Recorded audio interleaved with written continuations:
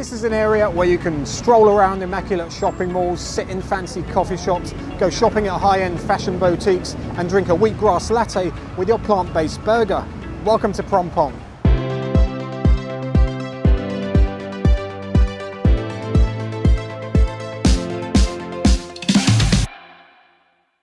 On my earlier BTS guides, I called them 5005 guides. That meant the vicinity of the station had to be 500 meters and the running time couldn't be more than 5 minutes. Well, after the first video, that kind of went out the window. I've changed the distance to around an acceptable walking distance, and the running time in the video could be anything from 7 minutes to about 15.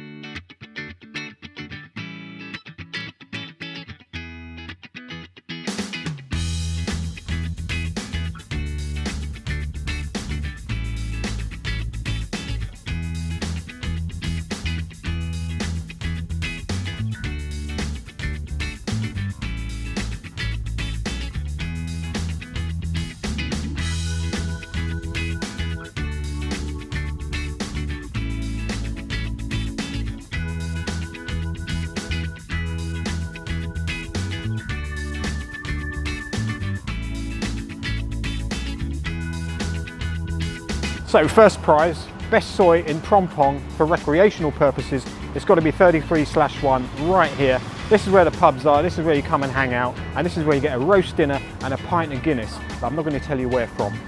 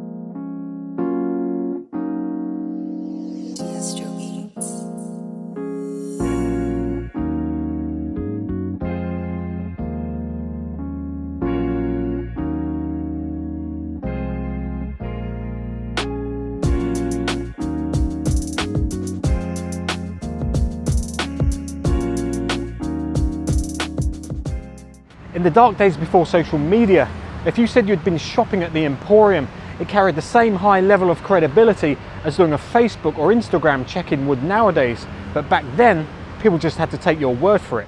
In fact, the last time I was here was for the CD warehouse closing down sale, and they had a bunch of CDs for 49 baht.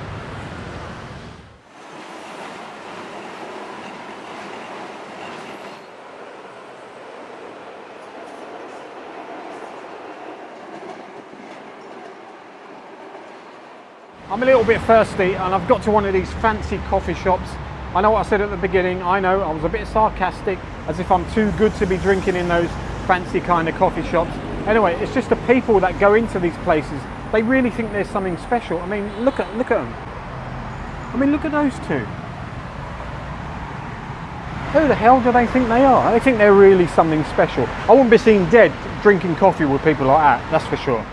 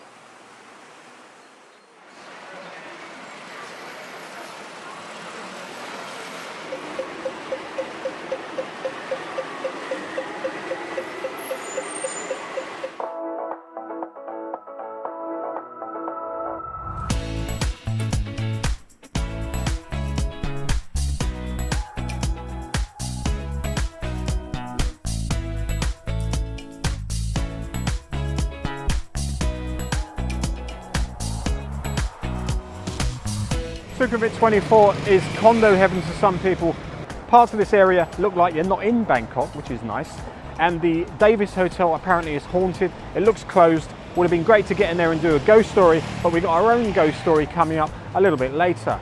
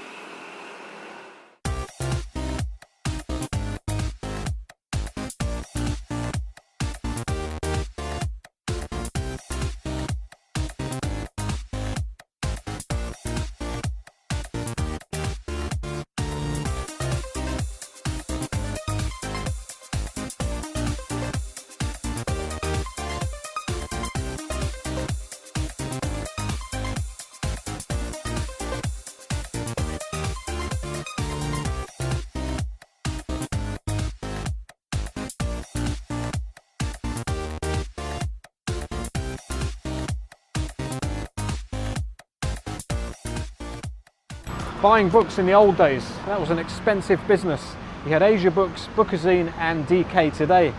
Otherwise, if you wanted second-hand stuff, you'd take your chances at Khao San Road, where every other book was a lonely planet. But in 2004, Dasa Books opened and completely revolutionized the second-hand book buying expat market in Bangkok. Brilliant.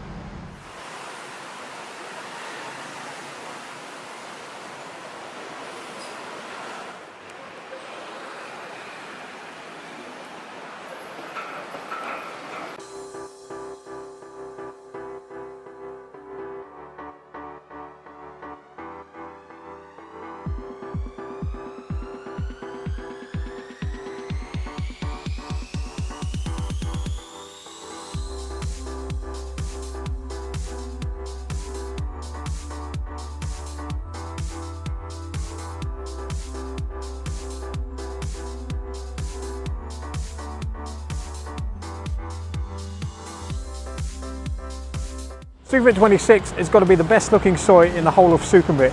The most trees and the least badly parked cars. If you know of a better one, leave a comment.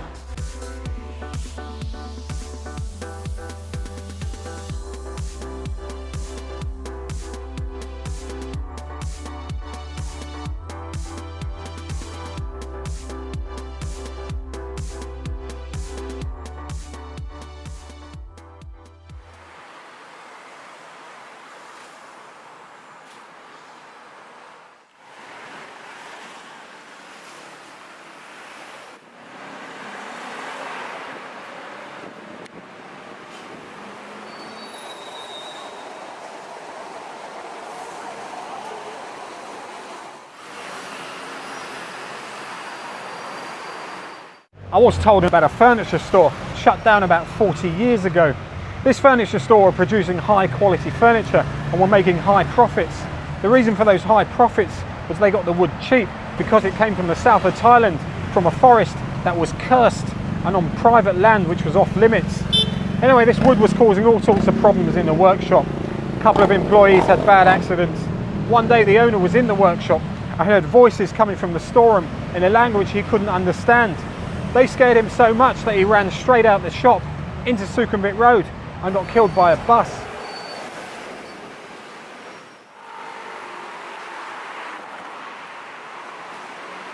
I was following a debate on Twitter the other day about the modernisation of Sukhumvit Road, particularly from Phrom Phong to Thong Lo, because that is where some of the city's most expensive real estate is.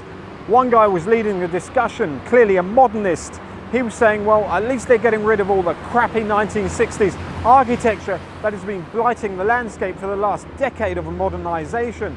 Anyway, I'm quite a fan of 1960s crappy architecture, so I've created this quick appreciation of crappy 1960s architecture.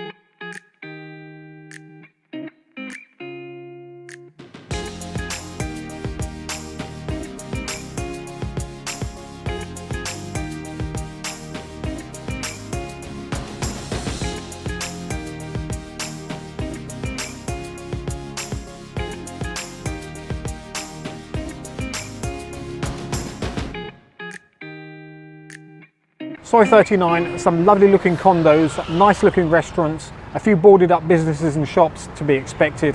Goes down as far as a glass building at the bottom where it takes a few twists and turns, doesn't really go anywhere after that, unless you live here. And please accept my apology.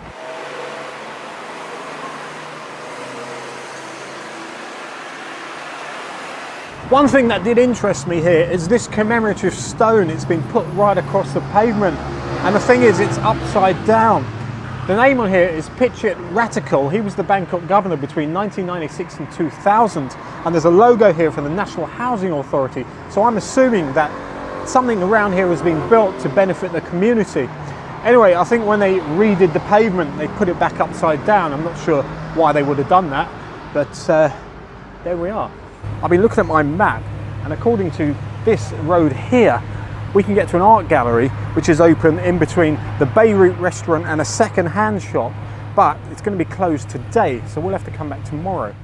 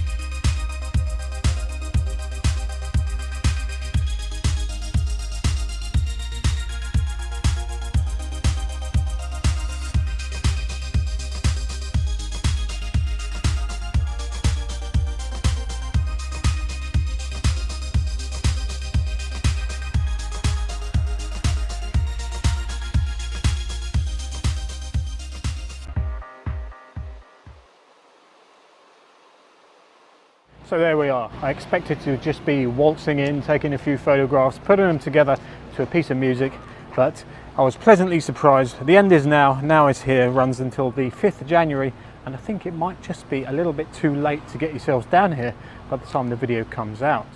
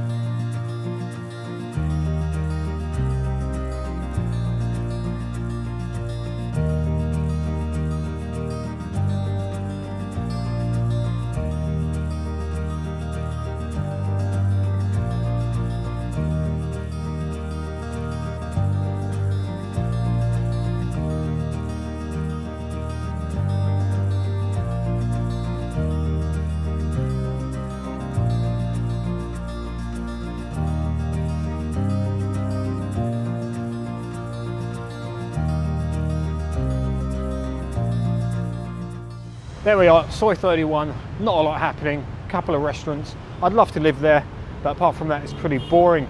Soi 33, its heyday fizzled out about a decade ago. Used to be called Soi Dead Artists, had a few bars and drinking places named after dead artists like Renoir and Picasso. The Londoner pub used to be on the corner, brewed its own beer, used to have teachers' nights, 50 baht pints, that kind of thing. They've moved on, serving pints over in Patanakan now.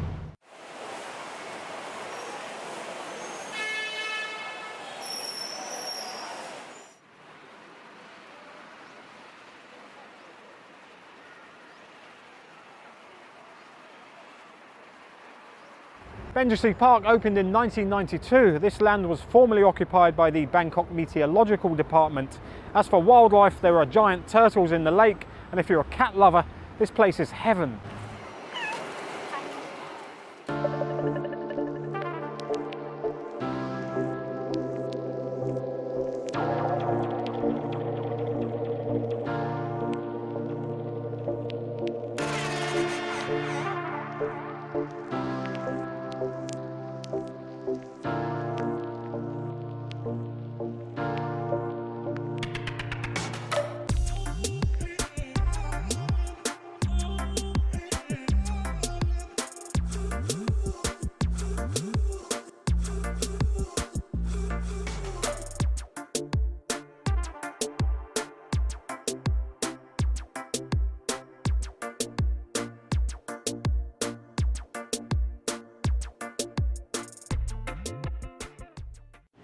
So there we are, Phrom Phong in a nutshell. Goes to show there's a lot more to do around here than walking around high-so shopping malls. If you enjoyed it, please like, subscribe, comment, hit that notification thing, and hopefully I'll see you soon.